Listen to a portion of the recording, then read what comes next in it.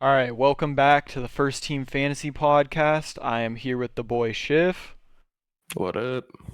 And Thursday night game, we had the Lions travel to Green Bay, take on the Packers. They won 34-20, kicking it off. Not really because of Jared Goff. He had a very, very pedestrian fantasy day. 19 completion on 28 attempts, 210 yards, a touchdown and interception, 12.4 fantasy points. I mean, coming into it, I expected a little more from Goff, but the Green Bay defense is solid. They were missing some big pieces, Jair being the biggest piece that they were missing. Um, but it was a day that, they didn't really need too much passing to get the job done. Nah, it was pretty funny because the thing is that Jared Goff doesn't play well in outside like stadiums that don't have a dome, Mm-hmm. and he plays much better at home. So I mean, this just was one to carry on the trend. Yeah, like you said, they got down early 3-0 after Goff threw that interception, and then after that they took control of that game. They Yeah, they just didn't. They were running the ball all over that Packers defense, so they didn't have the need to pass the ball really. On the Packers quarterback, Jordan Love, it was another rough start. You saw 2 weeks in a row. He had horrible starts this week, started with an interception in the first half, was not looking good. The Packers were missing Bakhtiari, their left tackle, and you were really seeing that take effect. The Mm-hmm. Aiden Hutchinson was eating. The whole defensive line was just getting to Jordan Love with no issues. That's something that I think, as long as Bakhtiari's out and he just got put on IR, this is something that could continue to be an issue as long as Matt LaFleur doesn't address it. Because I mean, that's 2 games in a row where you're seeing the defenses it's like you have to combat that with quick hitting stuff, allow him to get the ball out of his hands fast, because when he has to like sit in the pocket and make decisions, he's missing guys high sometimes. Like a lot of his decision making isn't necessary. He'll hold on to the ball too long. And it's like we need to get it to more quick hitting stuff and let the guy get the ball out of his hand. And then you can go from there. Because like on the plays he was successful, like in the second half, he heated up again. He finished with 19.8 fantasy points, I think. Solid week. And yeah, it was another solid week from Jordan Love. And I think it can continue to get better if, like I said, they address the needs. And, they can't have him sit in the pocket for too long where he's going to take all those sacks. When they're successful is when the routes were able to, like on the touchdown, it got Christian Watson wide open, and it was a quick out route. And like guys like Jaden Reed who could take it's like you have to allow him to get in a position where if he's uncomfortable from the get-go because he like is already having pressure in his face, it's going to be a rough game. But then again, he got the rushing touchdown, which kind of saved his Mm-hmm. day. The 2 interceptions really hurt, but overall, you didn't. From what you're seeing out of a lot of quarterback, like if you started Goff this week, you were much happier with what you saw to Jordan Love. Yeah, and when you're starting a, first year starter, he's been in the league, but a first year starter coming in, you have Aaron Jones coming back. Aaron Jones fantasy owners probably thought we were going to see more of Aaron Jones, but when you're not getting any run help, I mean, that doesn't really help a Yeah, first year starter either. Aaron Jones returned, had 5 carries for 18 yards, 1 catch on 2 targets, -4 yards, finished 2.4 fantasy points, only played 35% of snaps. I'm sure Aaron Jones owners were not at all happy to see that, nah. but I had him in guillotine, and that hurt. oh, didn't even think about that. Yeah, that, Yeah, I mean, yeah. yeah, but Aaron Jones owners, nothing to panic over. It was his first game back. They're easing him back in. He didn't look like he re-aggravated anything. And when AJ Dillon's their other running back, and he played 67% of the snaps and had 5 carries for 11 yards, 1 target, 0 catches, 1.1 fantasy points from the great AJ Dillon. And he got a goal line opportunity. And he Yes. can't do anything with it. And AJ Dillon, it's like we said, if Aaron Jones is playing, you're not starting AJ Dillon. If he's not playing, you're not starting AJ Dillon. It doesn't matter. He cannot get it done. Aaron Jones, I mean, you saw even on a limited snap count, Aaron Jones has much more bursts. He's able to just do a lot more with his opportunities. Their upcoming schedule is actually, so they have the Raiders next week, and then they have a bye. And after the bye, they have Denver, which we just saw get Get absolutely torched. carved up. Mm-hmm. Minnesota, which is Mm-hmm. another fairly easy team to run on. The Rams, that can go either way, and the Steelers. And after that, they have the Chargers. So it's like Aaron Jones has good weeks upcoming, and you can count on the talent. And as he gets healthier, his snaps are going to go up, and he has no one to fight him for those carries in AJ Dillon at all. Mm-hmm. And you're going to continue to see. I mean, AJ Dillon's going to lose this snap share. I'd assume next week it'll probably be back to normal Aaron Jones getting the workload he'll get for the rest of the season. Again, no reason to panic as an Aaron Jones owner. No, not at all, in my opinion. Onto the Lions running backs. We saw David Montgomery come off of a week, which I'm assuming because he was questionable last week, I'm guessing they just gave him that week off to rest and get right for a much more important divisional game against the Packers in Mm-hmm. Green Bay. And it seemed like that was their plan. And, as a Jahmyr Gibbs owner, I'm fairly like I'm not seeing what I wanted to, but I can't argue with what Dan Campbell's doing. They have the guy that they paid to come in and be the big bruiser back that they're giving the carries to go up the middle. They drafted Jahmyr Gibbs to be on the rookie contract to be that. Why they used the 12th pick on him when they could have gotten a guy like Christian Gonzalez or Jalen Carter, that I don't know. But the Mm-hmm. Lions are 3-1. So how much can you really say? And we don't know how the usage is going to be for Gibbs throughout the rest of the year. And I mean, it just makes sense. What I didn't understand is like, okay, last week, why are you going to give him 17 carries when we know they like Craig Reynolds and you'd think they'd give him more of that between the tackles work? But I don't know. As long as David Montgomery's healthy, he is an RB1 in my opinion. With this offense, he's obviously like ranked ahead of Jahmyr Gibbs now. There's no question about that. Mm-hmm. He got 32 carries, 121 yards, 3 touchdowns, 2 catches for 21 yards, finished with 34.1 PPR points, Mm-hmm. and he played 71% of the snaps in a game where people didn't know if he was going to play. It was a game time decision. So as long as he's healthy, he is a every week starter on an offense that is going to put up a lot of points. Jahmyr Gibbs is a guy, on the other hand, where he's like a rich man's Jalen Warren Mm-hmm. because you're not going to see him necessarily. They like the guy that they have more than fantasy owners do. I know the fantasy owners want the Jalen Warren, they want the Jahmyr Gibbs, but the head coaches and the offensive coordinators, that's not the guy that they're going with. So with that, it's more of a PPR guy that you're counting on. Like this week, I was happy because he got 5 targets and 4 catches. So that kind of was able to salvage the week for me as a Jahmyr Gibbs owner, got me 9.1 PPR points. So I wasn't totally in dismay like Aaron Jones owners might have been. But it's like you want to see a little more. You want to see some of those, him get a few more targets. I mean, we saw it that it's possible in week 2 when he got 9. But another thing that might be hurting that, in my opinion, is the emergence of Sam Laporta, because even in a game where they didn't need to pass the ball, he was still second on the team in targets with 5. He got 4 catches and was second on the team, tied with Damon Ra for receiving yards with 56, playing 80% of the snaps. So he's becoming one of Jared Goff's favorite targets, which might start to limit even more the role that Jahmyr Gibbs has in this offense. I think when they're in more competitive games and they might need to rely on a little bit more of a burst or some they'll turn to him. But I'm starting him still every week just because, for the guys like who are starting Breece Hall every week, just because he has that burst and he has that breakaway speed.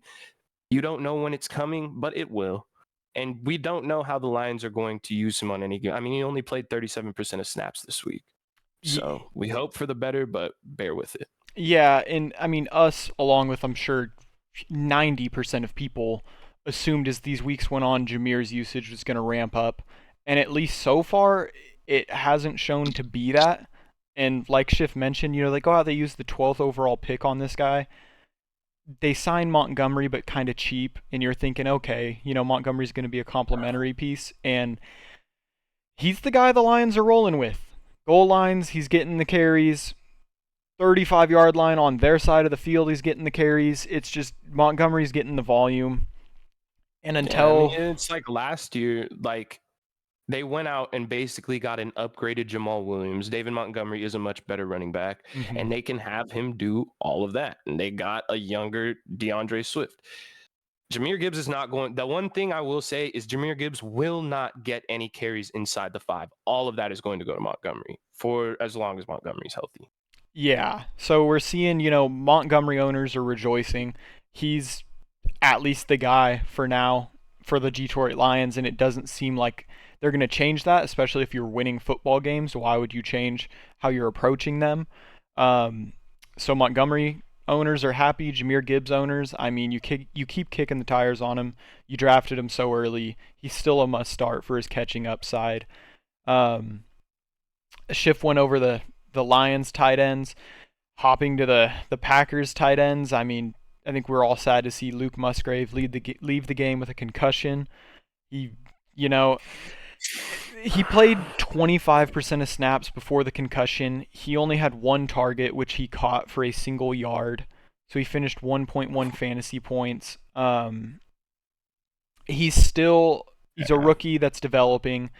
He's one of Jordan Love's, I don't want to say favorite targets, but he's definitely a solid target there. But also with Christian Watson returning, who knows what we're going to see with that target share. When he went down, they turned to Josiah DeGuara, who came in, played 63% of snaps, got 4 catches on 4 targets, 34 yards. Obviously, no one's starting him, but I mean, worth mentioning, he had a solid week. I mean, we're going to have to see if Luke Musgrave's good to go for next week. I don't know if I would necessarily start him, just because with Christian Watson coming back, with Aaron Jones getting healthy again, I mean, that tight end position there could diminish a little bit. Well, yeah, and it's going to hurt. Like if he misses this week, for example, that he's just going to build more rapport with Jordan Love is going to build more rapport with Christian Watson. And I just don't know what the targets are going to look like when he comes back if he were to miss a week and a whole week of practice and just getting more like acclimated with Christian Watson. And yeah, I don't know. I was really confident in him coming into this game, but that concussion does change a lot. As far as the rest of the Green Bay pass catchers, we saw Christian Watson come back in a limited role. We knew he was going to be on somewhat of a snap count, and he did what Christian Watson does. He got a chunk play of like 25 yards, got one more catch, which was in the end zone. Mm-hmm. So 4 targets on 46% of snaps, got a touchdown. I mean, this is the kind of game you're going to expect from Christian Watson. You're probably going to see his targets only ramp up. The guy who really took the hit, in my opinion, was Dontavian Wicks, who isn't going to matter to a lot of people, but he was kind of Jaden Reed, you could say too, but Jaden Reed still did have a role in the offense. But with Christian Watson's re-emergence off of the injury, I think that could start to decline. It was indeed more limited, but he still, got that big at the end of the third quarter, which was funny because the clock was actually at 0 and the play shouldn't have counted.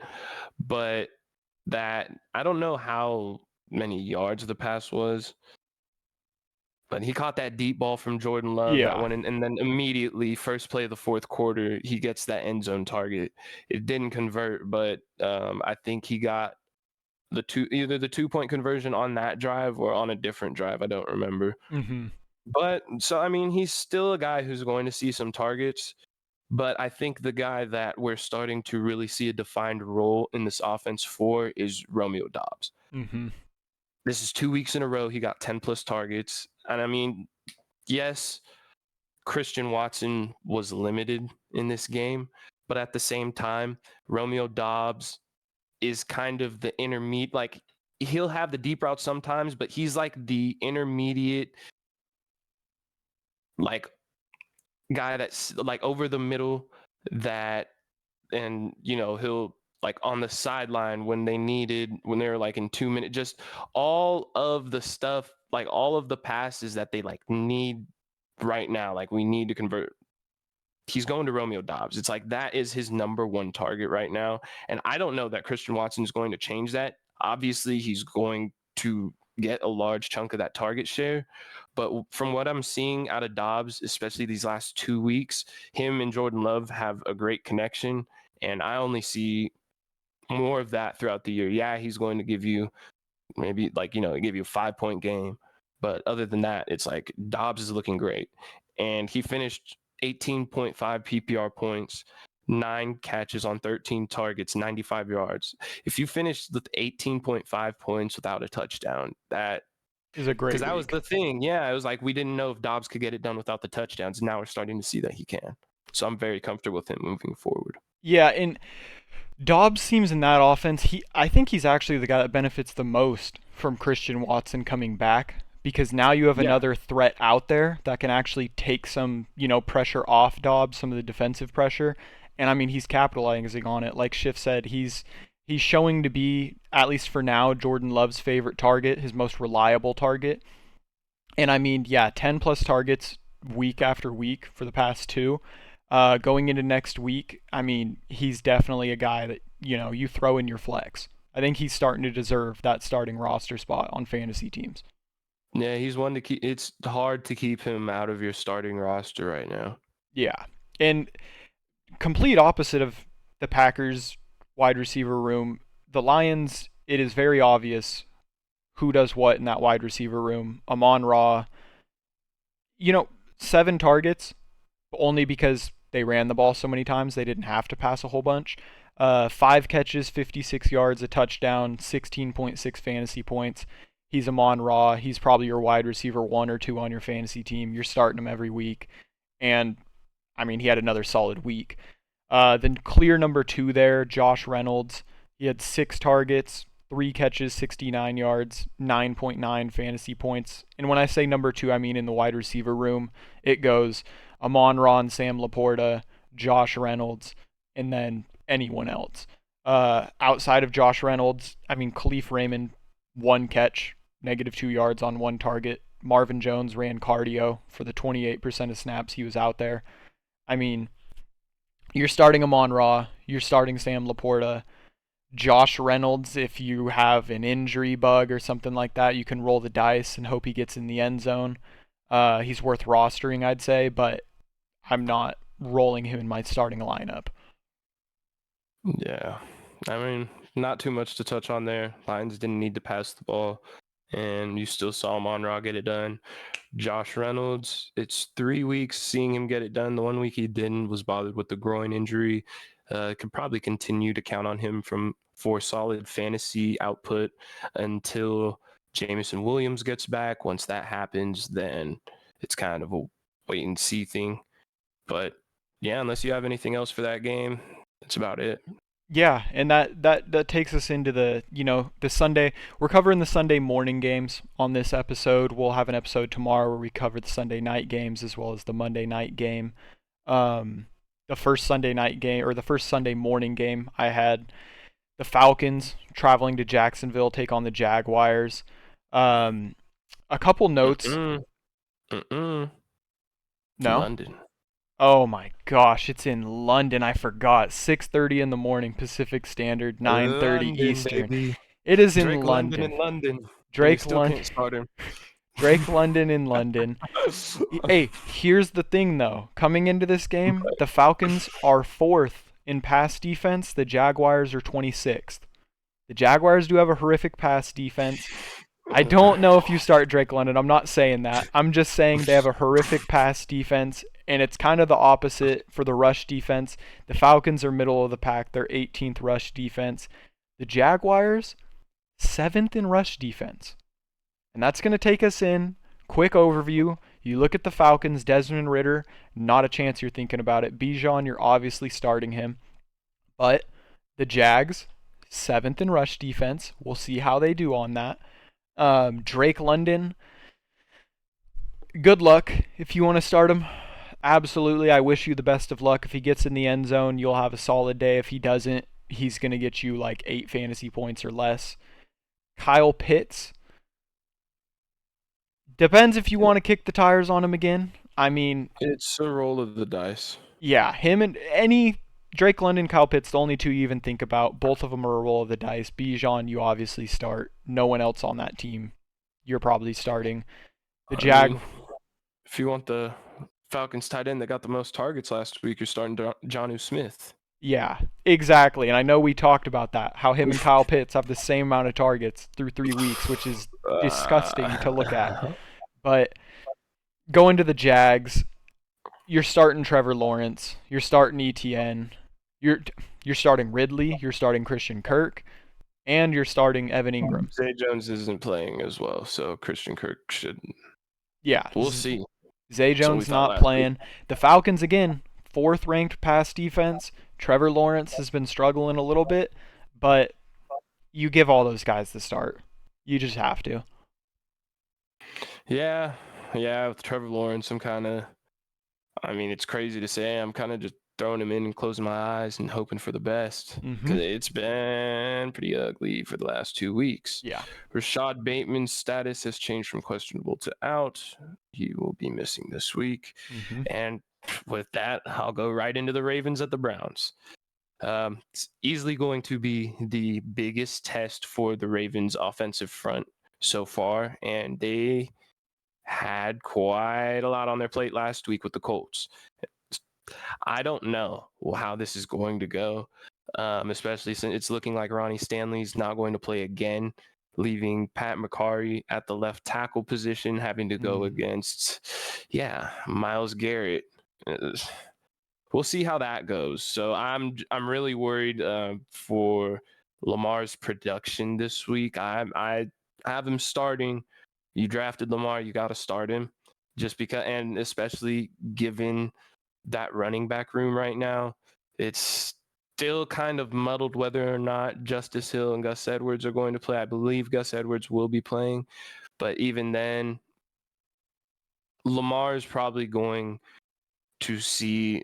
It's somewhat like last week, the amount of, probably not 14 carries every week, but he's probably going to start being near 10 carries every week. So he's a guy that you kind of have to start regardless. It looks like Linderbaum's going to be back at center, so that should be helpful. And I don't know if Odell's going to be playing. That doesn't really make a difference to me at this point. With Rashad Bateman out, Nelson Aguilar is a guy I just keep an eye on. If you're in a very deep league and you need a spot start, he's getting targets from Lamar every week now.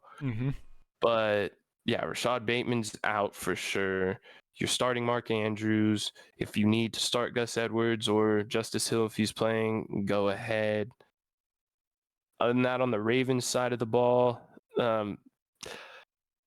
I'd go Zay Flowers this week, but just because the targets are going to be that, I just don't know how effective the Ravens passing attack is going to be against the number 1 defense in the Cleveland Browns. And then on the other side of the ball, it's actually really interesting because Deshaun Watson is questionable with a shoulder injury. So it's in doubt that he's not doubtful. I will say that is just me saying it. He's questionable for a reason. It's in question whether or not he'll play. And if he doesn't play, Dorian Thompson-Robinson will get the start in that game. So that's something to monitor, especially if you have like Amari Cooper, David Njoku, Elijah Moore. I think that might have, and honestly, even Jerome Ford, because DTR is, he's younger, he's more spry. He's a little bit better of a runner at this point in his career than Deshaun Watson. So that's definitely something to watch. You're still starting Amari Cooper either way. I don't think you have much of a choice. Elijah Moore, on the other hand, I don't know, just because I don't know what his targets from DTR are going to look like, given he's not the number 1 in that offense. Jerome Ford, I like this week against the Ravens. The Ravens gave up a whole bunch on the ground to Zach Moss, including a touchdown through the air. And one thing we know is that Jerome Ford is a good pass catcher. Yep. The over-under in this game is 39.5, so don't think it's going to be too high scoring of a game, and Cleveland's only favored by 1.5 because of that news about Deshaun Watson coming out. So that's how you know that it is actually serious, because the line changed from Cleveland being 3-point favorites to only 1.5. So it's actually in jeopardy whether or not Watson will play. Yeah, and if Watson doesn't play, like he said, you start Amari Cooper, but everyone Cleveland fantasy-wise takes a big hit. And it actually, in my opinion, it opens the door a little bit for the Ravens fantasy-wise. If Deshaun doesn't play, they're obviously become the favorites to win the game without Deshaun. Yeah, and it'll be his first actual NFL start. We saw him in the preseason, but that's the thing, we don't know. So you can't go into it with confidence. Yeah, with DTR, 100% agree. That takes us to a pretty ugly game here. Okay. Who wants Caleb Williams? The Broncos or the Bears? Broncos travel to Chicago, play the Bears. Both of these defenses are pretty bad. Broncos are 29th against the pass. The Bears are 30th. The Broncos are the worst team against the rush. The Bears are 20th. When you look at Russ and you see him making a couple strides forward, this should be a solid game for Courtland Sutton, for Jerry Jeudy. Maybe Marvin Mims catches something deep. Maybe this is the week Javonte Williams takes a step forward and kind of, gets more than 45-50% of the snaps, and Russ could have a solid week as well. I think the only must start for the Broncos as of now is Courtland Sutton. If you have Jerry Jeudy and you tell me you're starting him, I'd say go ahead. Javonte Williams is a guy, hasn't even broken 10 yet, but you're hoping this is the week he does so. And on the other side of the ball, this is the last chance Justin Fields. You drafted him early. He struggled a lot. You've seen quarterbacks like Jordan Love enter the top 5 in fantasy that no one was really drafting. So there's just been more viable options, and this is really Jordan Love's last chance, or Justin Fields' last chance. The Broncos ranked last against the run defense. What are the chances Justin Fields breaks a 50, 60-yard touchdown run this game? Yeah, I mean, I like it a lot. This is the toilet bowl, honestly. What you said about Jerry Jeudy, I like that his snaps have been, week 2, he played 68% of snaps. Week 3, he played 76. You should only count on that to ramp up as he gets healthier. And, Sutton's an obvious start, like you said.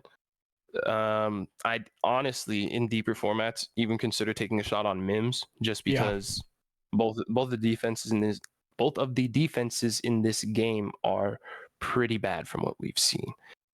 And this is it for Fields. For me, it's like, if there's a week to do it, this is the week. We just saw them give up 200 yards to Devon Achane, which is the correct pronunciation, by the way.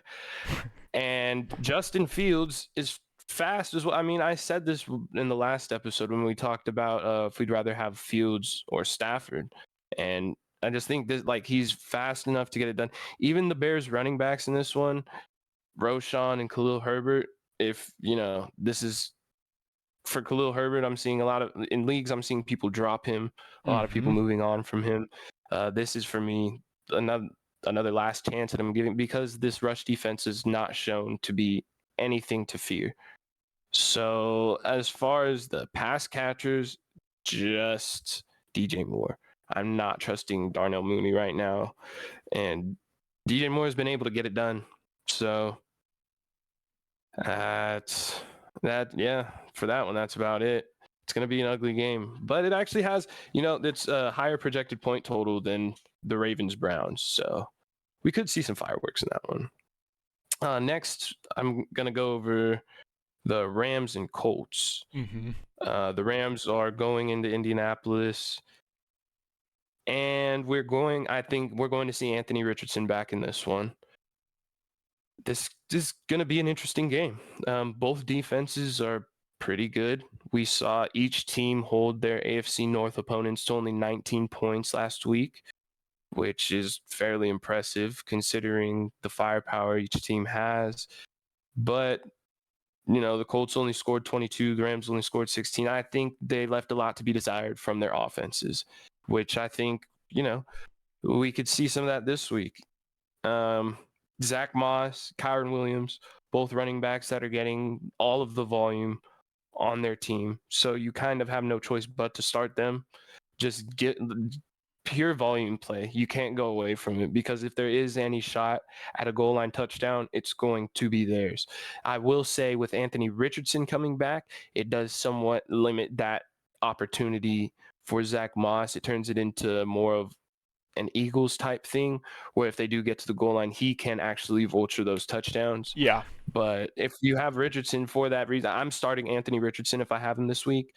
Matt Stafford, I'm a little more wary on, especially after that game against the Bengals. Everybody was expecting kind of fireworks out of that, and they were only able to put up 16 points. Granted, the Bengals defense played very well, but so did the Colts the week prior against the Ravens. Mm-hmm. So that's kind of in question. If you have Puka Nacua, you're playing him. If you have Michael Pittman, you're playing him. Tutu Atwell, I'd even play. Tutu Atwell has not shown me anything to give me a reason to not play him. He's done better, and he's, been reliable as a gadget player. Kind of that. It's what you want to see. He's a small guy, but he's getting the targets. They're using him out of the backfield.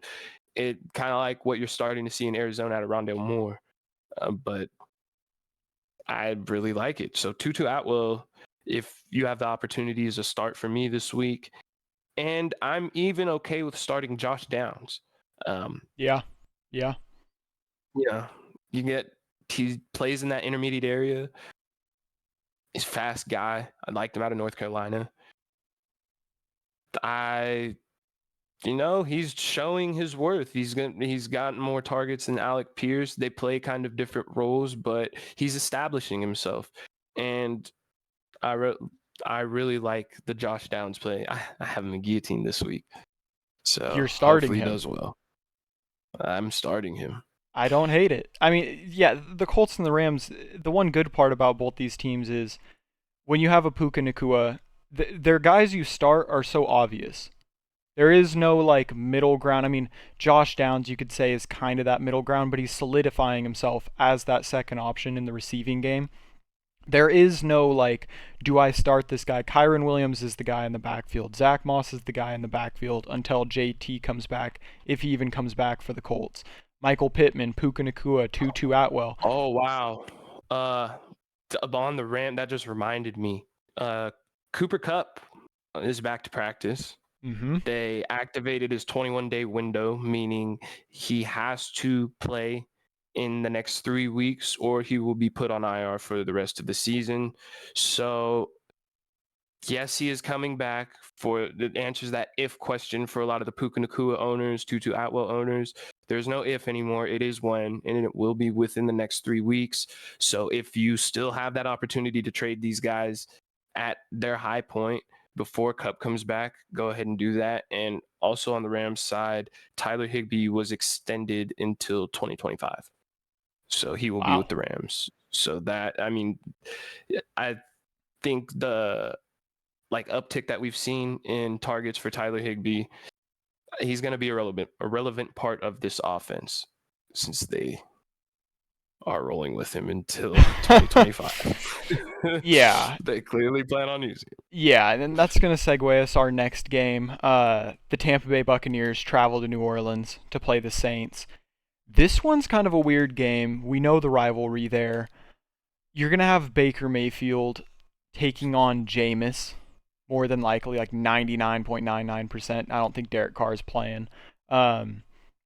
So, obviously, you're not going to start Baker Mayfield. You're going to start Rachaad White due to volume. He has no one else there. Mike Evans, how hot he's been, he is never hot against the Saints. I'm pretty sure I saw what his career average fantasy-wise against the Saints was 7 point something. It's a gross number. Well, if you've ever watched Family Guy.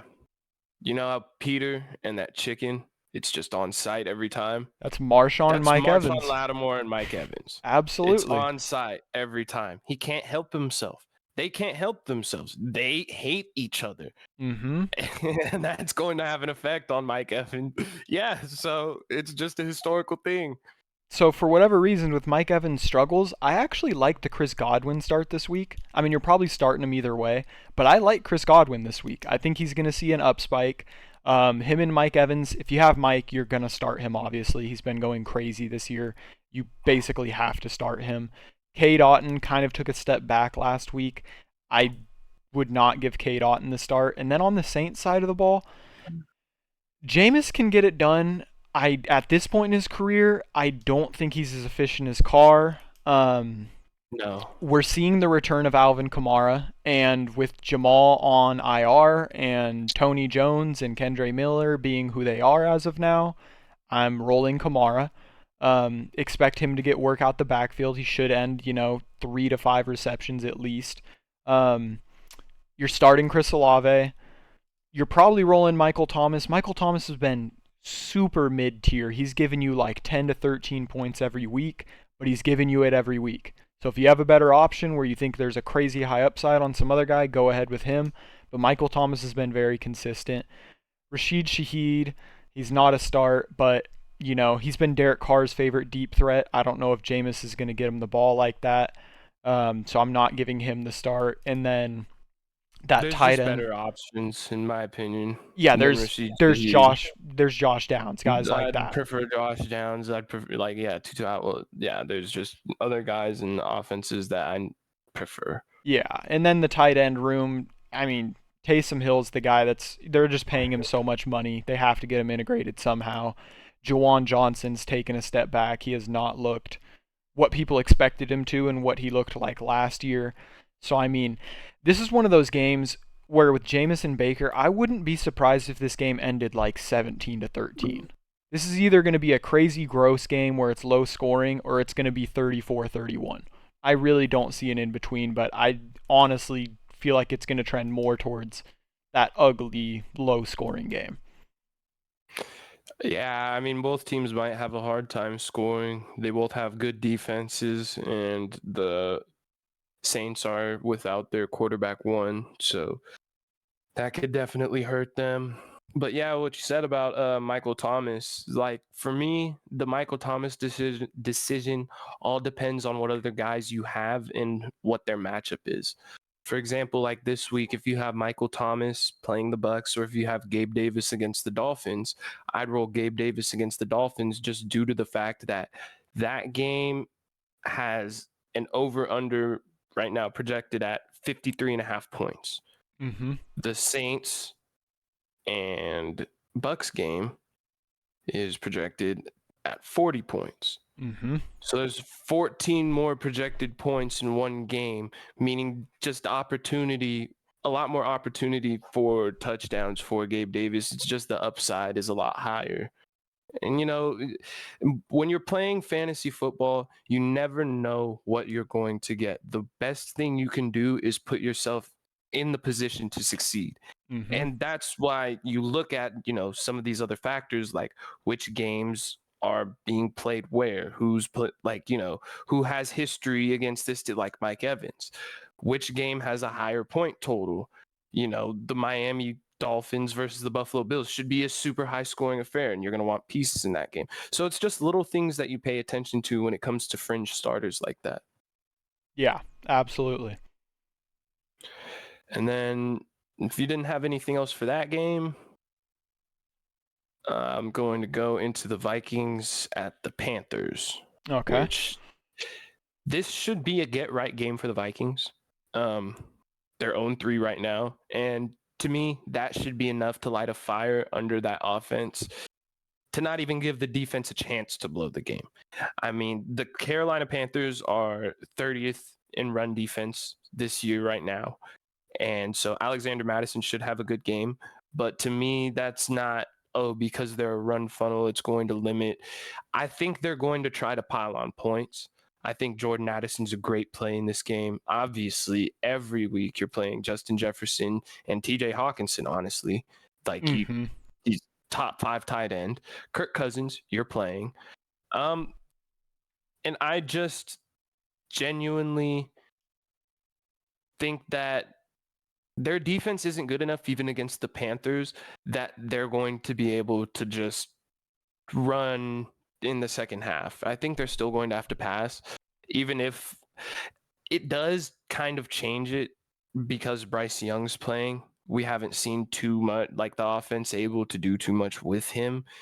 Them not having Andy Dalton out there is really going to affect, like, he's not going to throw the ball as many times. So you're not going to see a 30-point Adam Thielen week without Andy Dalton out there. At least Mm-hmm. maybe not until later in the year when Bryce gets acclimated and, is used to the pressure in the NFL and just everything that goes along with it.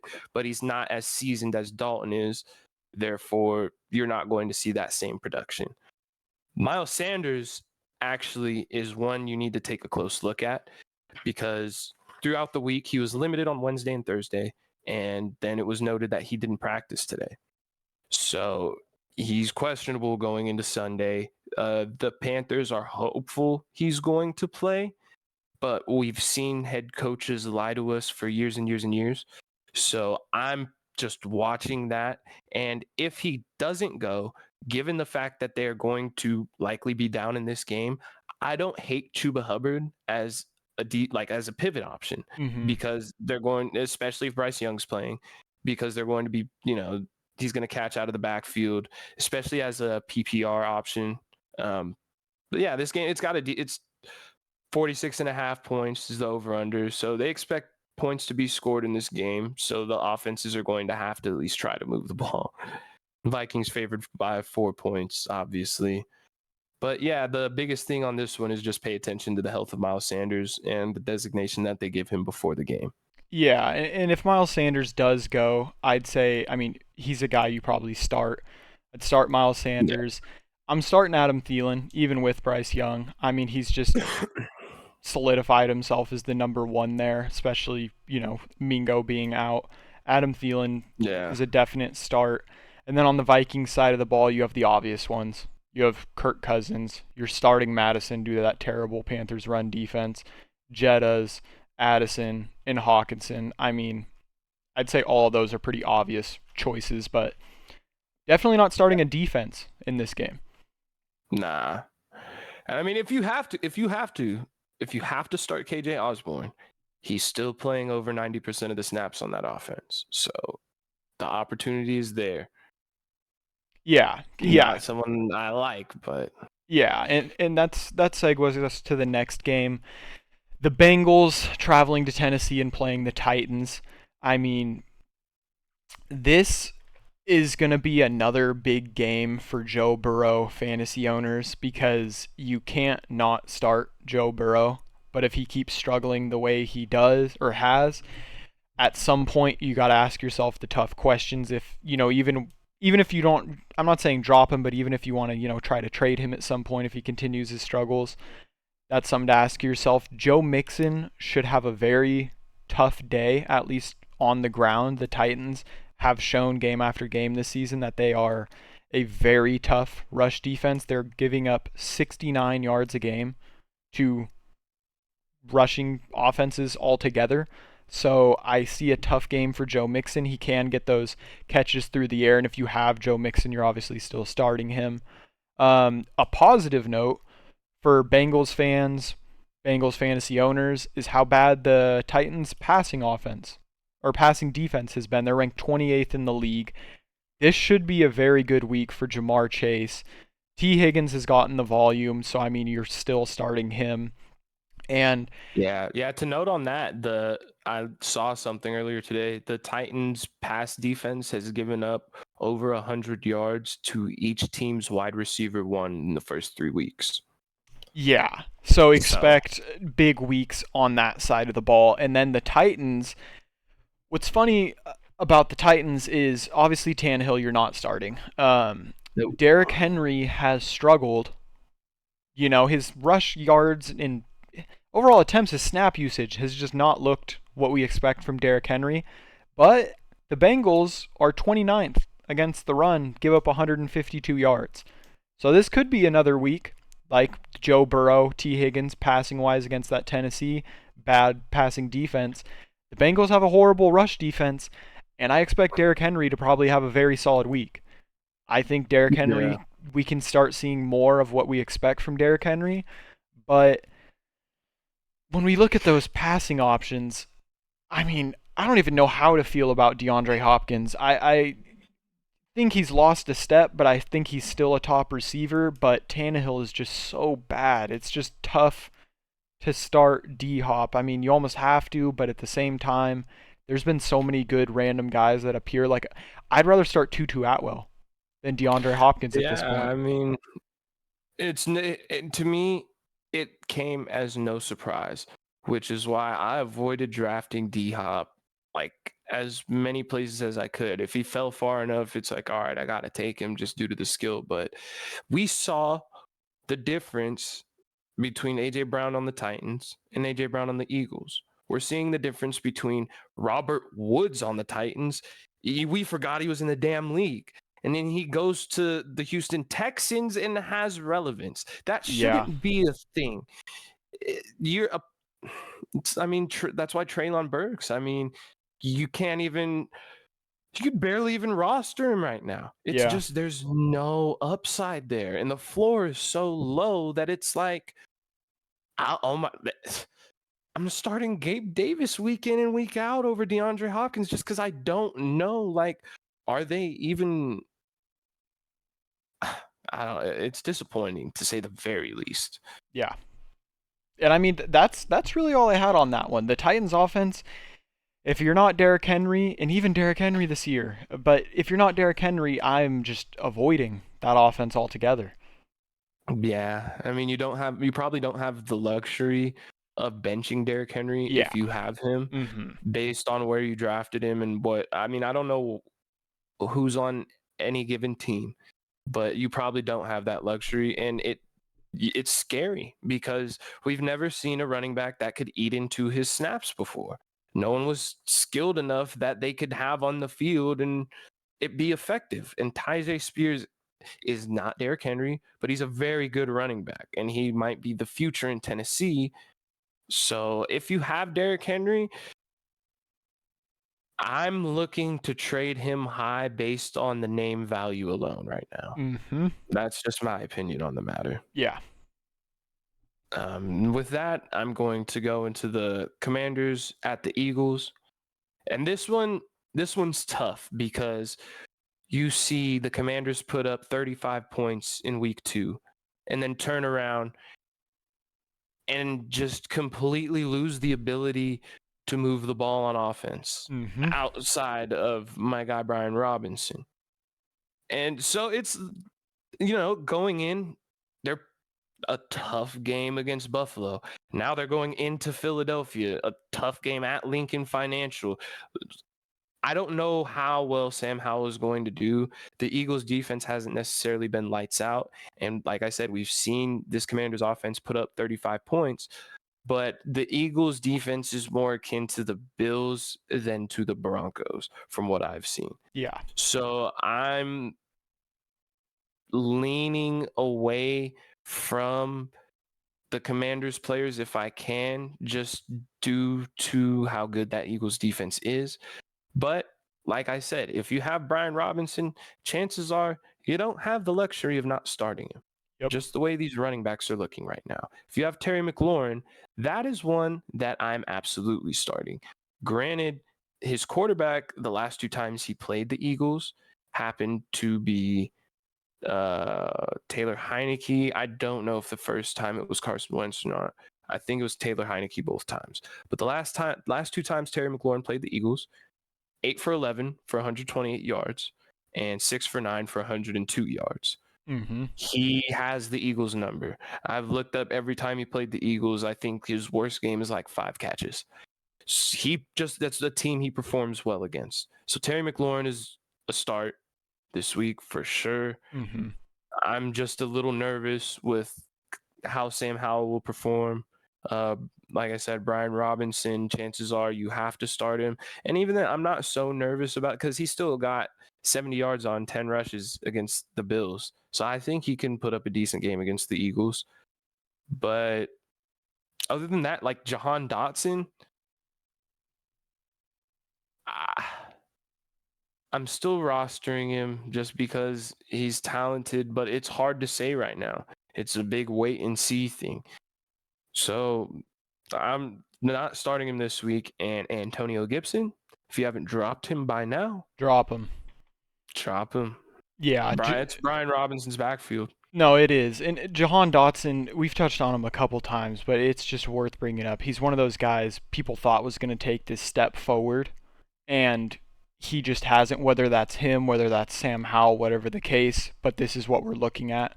So Jahan Dotson's just been a guy that people thought they might be able to flex a couple weeks into the year, and it just has not been the case. The only two people you can start on the Commanders are Brian Robinson and Terry McLaurin, like Schiff mentioned. Those are the only two guys you can even give that shot to.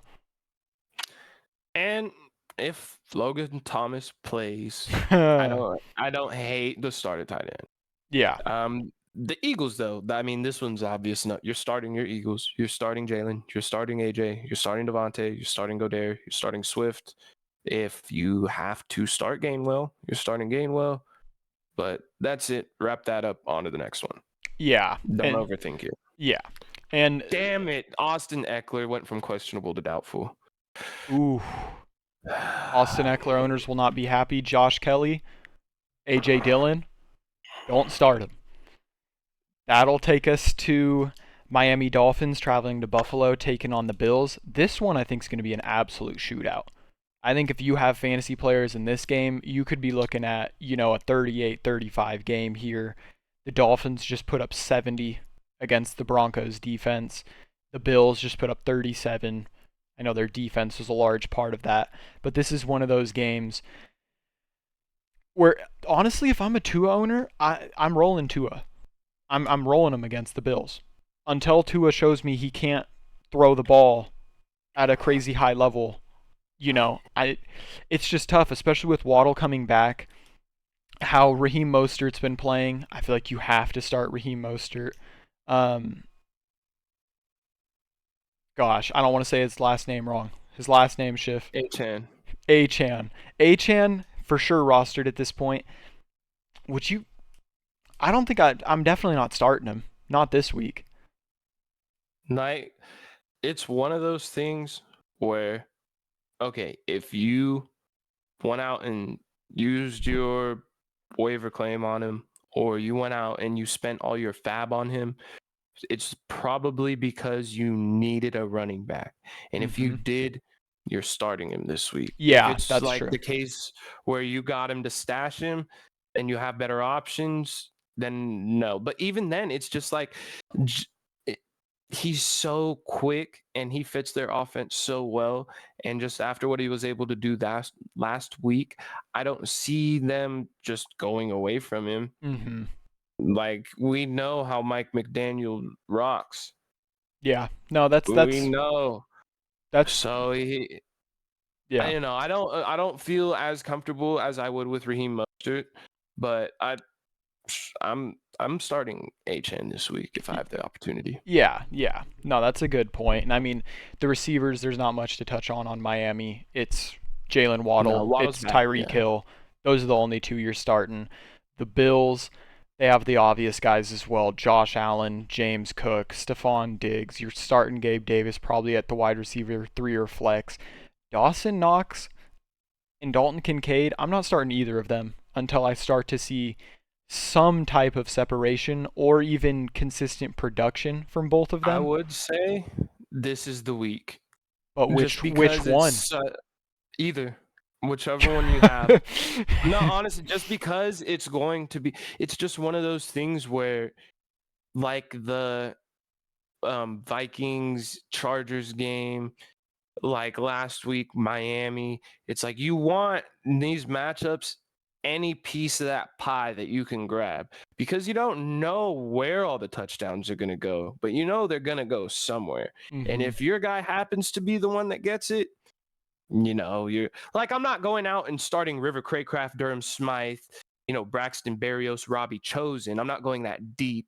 But guys that just we've seen, especially on the Bills, like they get in the red zone, they like throwing to the tight ends. Yeah. So I don't hate the tight end starts on the Bills this week just because of the matchup.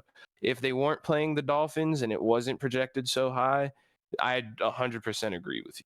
Yeah, that is a good point because, I mean, with how the tight end landscape has been, if your tight end gets a touchdown, he's probably finishing as a top 10 tight end. That's all it takes. Yeah, that's all it takes is one. I mean, I touched 6 points. Most tight ends don't get 6 points on a given week. Yeah. As you know. Absolutely. But yeah, I think that covers. Oh, no. I think we both got Did one you get more. The Steelers Texans? Oh. No, yeah, that's all for me. Oh, yeah, then I think Steelers Texans is the last one. Yep. Steelers Texans last game. Steelers traveling to Houston to play the Texans. Kenny Pickett, not a guy you're starting. You shouldn't even be starting Najee at this point. I mean, I know Schiff's going to say he loves this matchup. This is really like the last hope against the Texans. If you're a Najee owner, if you have someone that can possibly give you a more consistent number, I'd stay away from Najee just because he just has not looked good. He hasn't looked good at all in any shape or form. No, he hasn't. But, I mean, what did he get, like 65 yards last week against the Raiders or something? Yeah, on 19 carries. But just the fact that they're willing to give him those 19 carries still, as slow as he's looked, and if there's an opportunity, this is the week there will be one. Like I said, I'm not going out of my way to start Najee Harris this week. But it's another thing we talked about. Saquon might be missing this week. Austin Eckler's missing this week. Nick Chubb's gone. J.K. Dobbins is gone. The running backs are getting thinner and thinner. Mm-hmm. If you have Najee and you just got to close your eyes and put him in this week if you need to start him. Yeah. It could be ugly, but this is the one that he'll probably have the most opportunity. Yeah, that's a good point. Jaylen Warren's going to have some value as the pass catching back. If you're in a deeper league, you could start him. If you're in a 10-man, more than likely you're not. The only Steelers receiver you should start is George Pickens. Calvin Austin does have the deep threat. He might be worth rostering, but it's even weird saying that because when Deontay comes back, I think we're like 1 week removed. Well, no, not necessarily. We don't know when he's going to come back, but we're 1 week removed from a possible return. So it's, Yeah, Allen Robinson, no. And Pat Freiermuth, I mean, how the tight ends have been, Pat Freiermuth is a red zone threat. We saw the targets he got last year. Yeah, he's got 2 touchdowns already. I mean, if you kick the tires on him, I don't hate you for it, but it's tight end toss up. You're just taking the risk with it. And I mean, going to the Texans. Yeah. Just seeing anyone get 1 target in a game makes me very nervous. Oh yeah, but again, if that target is the touchdown catch, he's probably a top 10 tight end. So that week he got 1 target. It was only 1 catch for 2 yards. Yeah. And I happened to win by that catch. Yeah. So it's like I can't do it no more. Yeah. But again, I don't hate you for it if you do. No. So going to the Texans, CJ Stroud, he's been solid. I'm not starting him fantasy-wise, but he's been solid. Dameon Pierce has not looked very good, but he did get in the end zone. He's still getting the volume. As we mentioned, he got over 50% of the snap share for the first time this past week. And the Steelers' run defense is 30th in the league.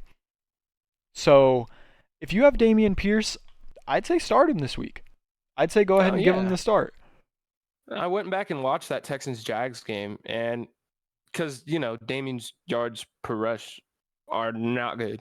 No. But I went back and looked, and it was like when he had a hole to go through, when he was presented with an opportunity, he actually did well with it. And he actually looks good running the ball. When he's getting stopped behind the line, I mean, nobody's going to you can't do succeed getting anything hit when behind the line. you see Josh Jacobs. If you're getting stonewalled behind the line of scrimmage, then your yards per carry are going to be trash. Yeah. And so I just think his talent, he should be able to outwork Devin Singletary and Mike Boone as the season goes on. And I think that'll be a good offense. So I like Dameon Pierce. If you could trade for him really, really low, I like that. But yeah, that not too much on that. Yeah, Other than and I mean, finishing up the Texans, I have one that I feel like is a must start, and that's Tank Dell. I'm rolling Tank Dell. The Steelers' pass defense ranked 22nd. Tank Dell takes the top off of defenses, and he's been that deep threat. And as the weeks go on, I mean, him and Stroud just have this connection that is actually pretty solid, and he's showing to be. I mean, Stroud quite literally told them to draft Tank Dell. Yeah, and he's been showing why. Tank Dell's been very solid. I'm starting Tank Dell. If you want to start Nico Collins and you have an injury or something like that, I don't hate you starting Nico Collins. Robert Woods deserves a roster spot more than likely, but I'm probably not starting Robert Woods. And then the tight ends, Brevin Jordan is looking like the tight end one, and I hate Brevin Jordan. Why is Dalton Schultz not doing anything there? Why did they pay him to do nothing? Stay away from the Texans tight ends. Yeah, I'd agree. And yeah, I don't really have too much to say. We saw the first bad game out of Nico Collins. Which direction that'll go in, I don't know, because like we said, the rapport is clearly building between Dell and Stroud even more every week. But I don't really have any more for that. If No, all good, take us into this new segment. Starts of the week. Me and Derek are each going to name one player from each position that we like as our start of the week, trying to stay away from obvious ones. Like at first I had my quarterback as Justin Herbert, but if you have Justin Herbert, you're starting Justin Herbert. So I decided to pivot to a guy that might be on a lot more of your waiver wires in Geno Smith. And out of Geno, we didn't see the most production last week. I think he had like 16 fantasy points against the Panthers. Well, we also saw Ken Walker have a 2-touchdown day against that same team. In week 2 against the Lions, where it was a much more competitive game, they have to pass the ball a lot more. He got 23.12 points. That is kind of the week I think we're going to see out of Geno Smith this week, because we just saw the Giants give up. Let me check how many points they gave up to Josh Dobbs, actually. Way too many. Josh Dobbs against the Giants had 25 fantasy points. Brock Purdy, without Brandon Aiyuk against the Giants, had 20 fantasy points. I think that kind of sets the stage for Geno. And he's got all his guys. DK's been questionable all week, but when is DK ever not questionable? So he's going to play.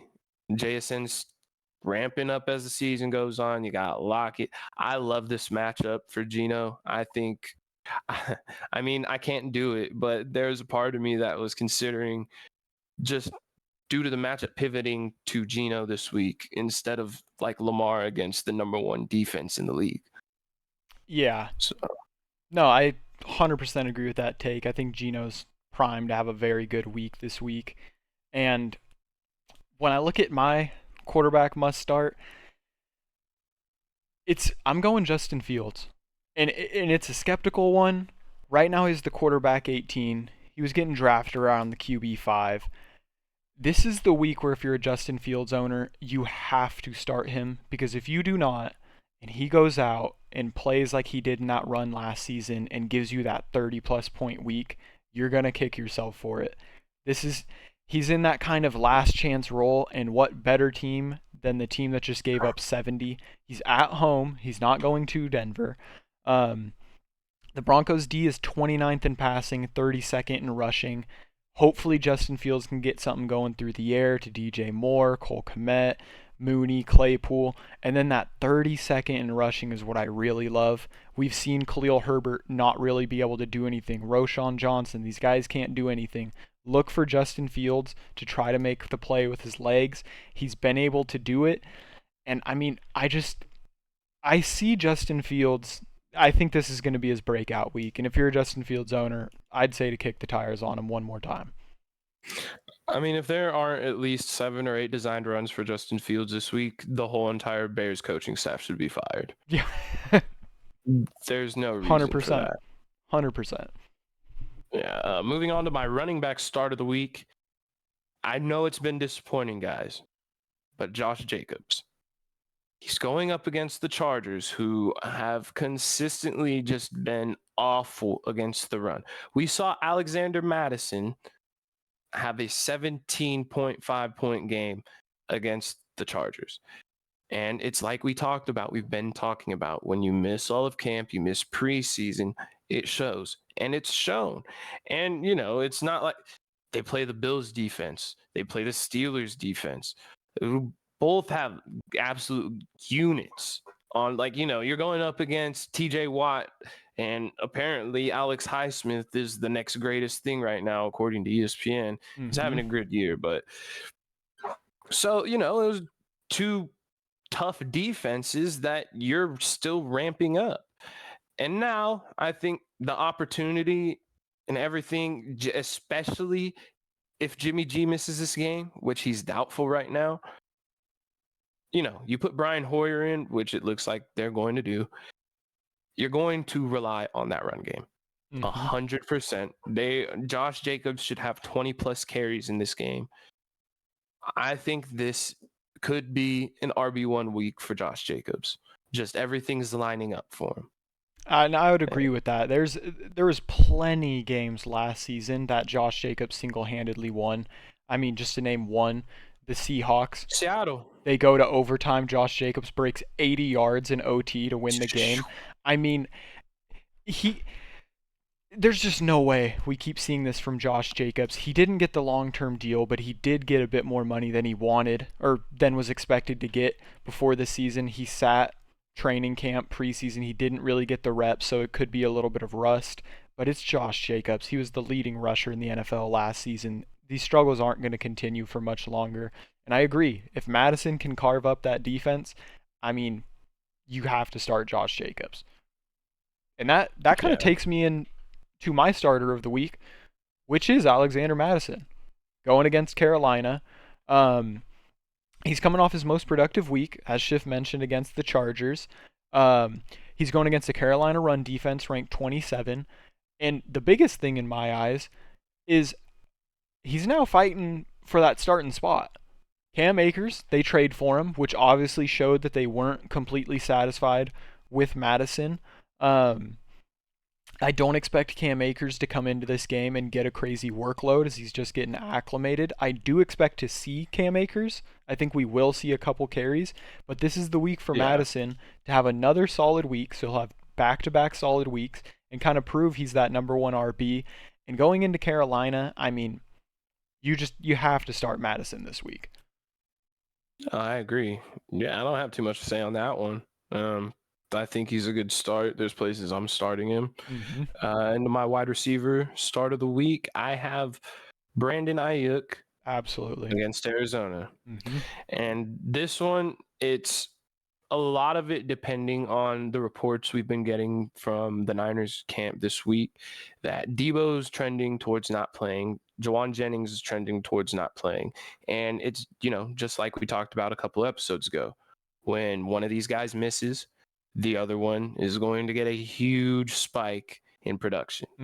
If Debo and Jennings aren't playing, you can count on Aiyuk to probably get like 10 targets at least. Kittle, another one too, who if Debo misses, obviously you're starting Kittle no matter what. But Brandon Aiyuk, because he's been questionable all week, but he's trending towards playing. And just based alone on the fact that if they're 14-point favorites, Debo might not play. Purdy's been looking good. There's not much more to say than that. Yeah, and I'd 100% agree. If Debo plays, I still like Brandon Aiyuk must start. If Debo does not play, I mean, I love it. We saw week 1 what Aiyuk can do. We saw what Debo did and his up spike in targets when Aiyuk wasn't out there. And like he said, that's what we're going to see from Aiyuk if Debo isn't out there. I mean, Aiyuk, very well, if you told me Aiyuk finished this game 9 catches, 105 yards with a touchdown, I'd absolutely. And I mean, he's primed for a 15, 20 plus point week. I absolutely love that start. Someone that's been very inconsistent and someone that I will ride behind until my team doesn't win a single fantasy game all year, because that's how it's trending. T. Higgins against the Titans in Tennessee. T. Higgins is the wide receiver 43 right now with 28 targets through 3 weeks. He's averaging 9 targets and he can't do it. It's T. Higgins. This last game, Joe Burrow wasn't the greatest again. Damn. But T. Higgins, it's his fault this past week. We saw him drop multiple passes, open passes. That is not characteristic of T. Higgins. His catch percentage per target coming into this season was in the 60s. It's gone up every single year. I think last year was 66%. He's at 32% right now.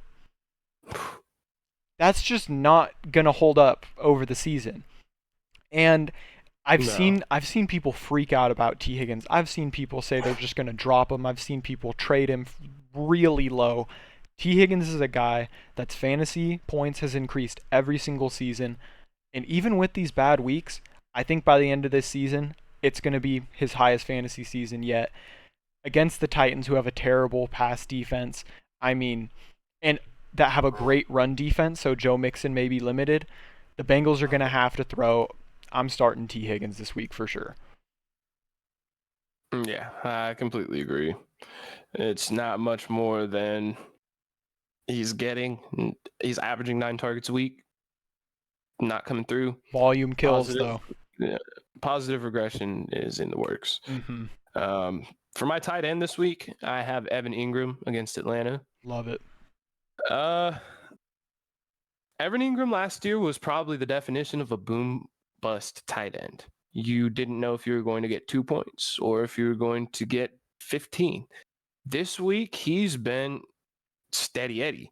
Mm-hmm. This man has been one of the more consistent, if not the most consistent option, giving you double digits. Like, it's crazy because you don't know on any given week, guys you drafted above Mark Andrews, Darren Waller, you don't know if you're going to get double digits out of them any given week. And right now, Evan Engram has just been nothing more than solid. Yeah. And this week, he's going to be going up against a Falcons defense that just gave up the tight end 1 overall week to Sam Laporta. Yep. I mean, yeah, the cards are just, everything is just aligning for him to have a smash week. Honestly, he could end up being the tight end 1 this week just due to the matchup alone. And the fact that throughout, I mean, the bad games we've seen from Ridley, that we've seen so far from Kirk, the one consistent target that seems to shine every game, no matter what, has been Evan Engram. Yeah. So, and if I wasn't just, like, if I'm not going off names, if I'm just saying who's going to give me double digits every single week at the tight end position, I'm going to tell you Travis Kelce, TJ Hawkinson, Sam Laporta, and I'm going to say Evan Engram. I like Mark Andrews more than Evan Engram, but if we're talking just bread and butter, consistent, Evan Engram is just the definition of that this year. And it's only been 3 weeks, but that's a large enough sample size that, you know, we've seen the range of outcomes for Pat Freiermuth, 1 target. Mm-hmm. I don't know what happened to Evan Engram, because in New York, his hands were made of stone. It seemed like things would just hit his hand and go flying off. But in Jacksonville, Evan Ingram's a new man. Oh, yeah. We love Evan Engram now. Oh, yeah. And this will be my last guy at tight end. And again, we just mentioned how volatile the tight end position is.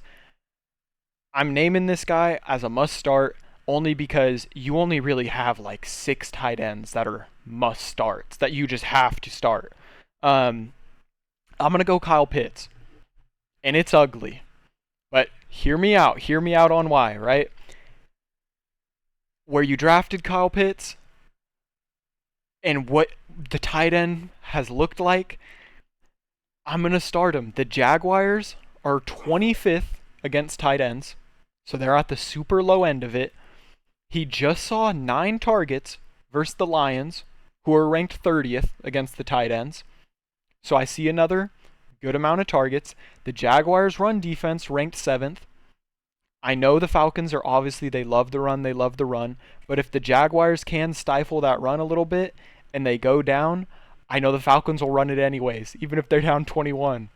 But if I'm looking at tight ends and if I have Kyle Pitts, more than likely your other starter is like a Pat Freiermuth or, someone along those lines. And I like Kyle Pitts more than them. Again, it's disgusting to name a must-start tight end. It's a terrible position this season. And I'm not going to put down Kelsey, Andrews, Hawkinson. I had to throw one. He had Engram. I mean, I don't love it by any means. But if I'm starting a lower tier tight end, I'd roll Kyle Pitts. All right.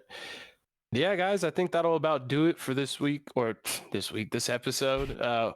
We'll actually be back tomorrow. We're going to go through the afternoon games and the Sunday night game and the Monday night game. And we're going to have a little surprise for you guys as well. So tune in tomorrow. Take more reps with the first team.